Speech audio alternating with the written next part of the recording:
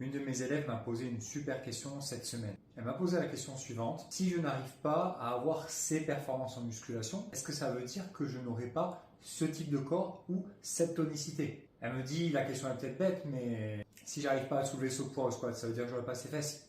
Donc évidemment, la question n'est pas idiote. Elle est même très intuitive. Effectivement, la réalité, c'est que ton physique va conditionner des performances directement. Tes performances sont conditionnées par un physique. Ça veut dire que lorsque tu vois quelqu'un qui est assez musclé, ça veut dire qu'il a une fourchette de performance à son actif. Donc en résumé, c'est simple. Si par exemple tu es un homme et que tu veux prendre des pecs, il va falloir avoir des performances dans les mouvements de pousser, de développer par exemple. Si tu es une femme et que tu veux avoir des fesses galbées, sans cellulite, avec vraiment un peu plus de volume, à ce moment-là, il faut que tu sois capable d'avoir une fourchette de performance sur certains exercices qui ciblent les fessiers, comme les squats, le squat bulgare ou du hip thrust.